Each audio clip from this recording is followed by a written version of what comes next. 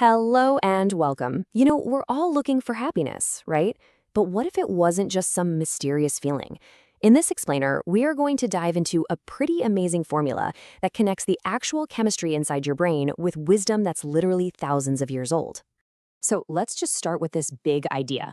Think about it. What if you could actually decode happiness? What if it wasn't just this random, fleeting emotion, but a system you could understand and maybe even influence? Well, that's exactly what we're going to explore. So here's our game plan. We'll kick things off with the universal quest for well-being that connects all of us. Then we'll introduce you to the chemicals in your brain that make you feel good. We'll call it your dose. After that, we're going to take a trip back in time to an ancient map of the mind. And this is where it gets really good. We'll build a bridge connecting science and spirit. And finally, we'll give you a practical toolkit for hacking your own happiness and figuring out what it really means to be an integrated self. The search for happiness is not new. It's a timeless, universal quest. For literally centuries, people have been trying to figure it out from totally different angles, from looking through a microscope to sitting on a meditation cushion. So, on one hand, you've got modern neuroscience, which is all about getting granular, looking at our brains and identifying the specific chemicals and regions that control how we feel. And on the other hand, you have these ancient systems like Ayurveda from India, which look at well-being as this beautiful, holistic harmony of mind, body, and spirit. They sound like two completely different languages, but as you're about to see, they might just be telling the exact same story. All right, let's get into the science. Your brain has its own amazing built-in pharmacy for feeling good. And a really simple way to remember the key players is with the acronym DOSE. It's like getting a dose of happiness cooked up right inside your own head. First up in our DOSE is D for dopamine. This is your motivation molecule. It's that awesome feeling of satisfaction when you finally finish a project or cross something off your to-do list. Dopamine is what drives you to seek out rewards and gives you that laser focus to see things through. Next is O for oxytocin, which you've probably heard called the love hormone. It's that warm, fuzzy feeling you get from a good hug or when you're really connecting with friends. It's the neurochemical that builds trust and strengthens our bonds. It's basically the chemical glue for all our relationships. Then we've got S for serotonin. Think of this one as your mood stabilizer. This is the chemical of contentment, that quiet feeling that everything's okay. It helps keep anxiety from spiraling and promotes a sense of calm and peace.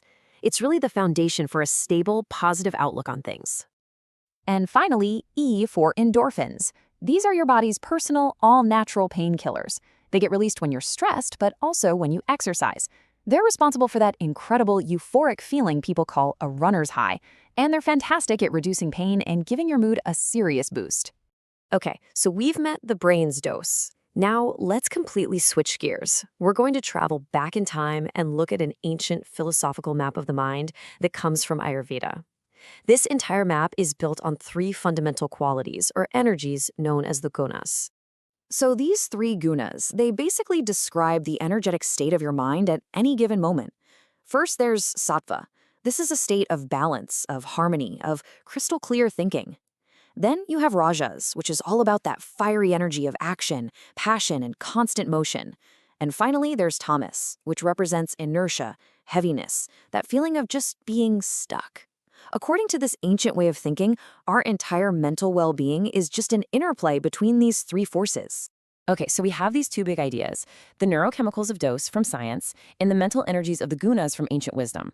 On the surface, they seem like they're from different planets. But what happens when we put them right next to each other? Well, this is where things get really, really interesting. Just look at this. The parallels are absolutely incredible, right? That calm, balanced state of sattva, it lines up beautifully with the mood-stabilizing job of serotonin. And that driven, passionate, goal-getting energy of rajas, it's a perfect mirror for the reward-seeking drive of dopamine.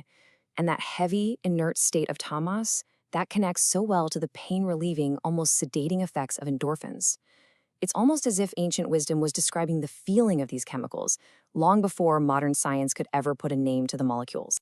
So what does this all mean for you and me? Well, if these systems are connected, it means we actually have some power here. It means we can take real, practical steps to balance our own brain chemistry and create a better state of mind. So, let's open up the toolkit. So if you want to boost your serotonin and get into that sattvic state of clarity and peace, the sources all point to things like meditation and mindfulness. eating a fresh, light diet, what Ayurveda calls a sattvic diet, and even just consciously focusing on positive thoughts are also shown to help enhance that serene state of mind.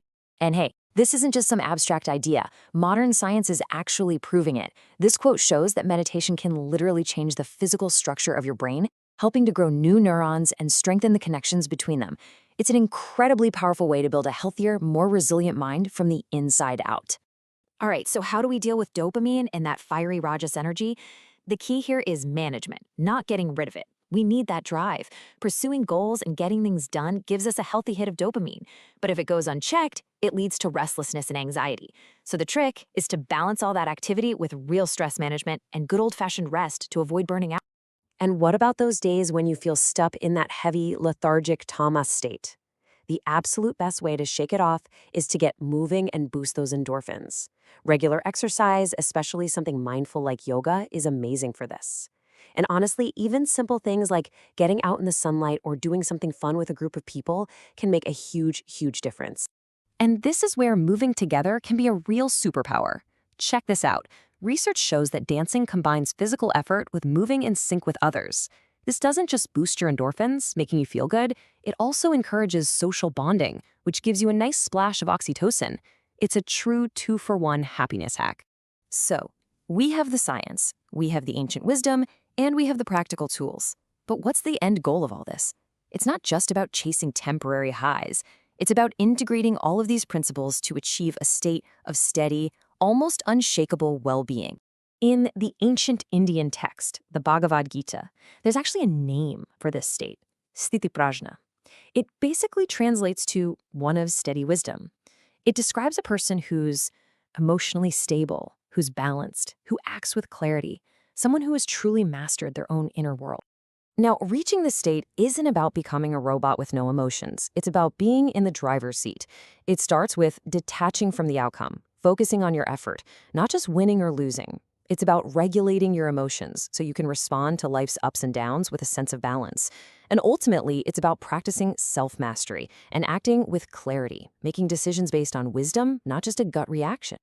When you really step back and look at the whole picture, what this journey shows us is that these two amazing fields of knowledge, neuroscience and ancient philosophy, they're not at odds with each other at all. They are simply two different languages from two very different times, describing the exact same timeless story of what it takes to be a balanced, happy human being. We've explored the formula, we've looked at the brain chemistry, and we've unfolded the ancient map. We've seen how it all connects, and most importantly, how you can use it. So the only question left is the one that really matters. Now that you have the map, where are you going to choose to direct your mind?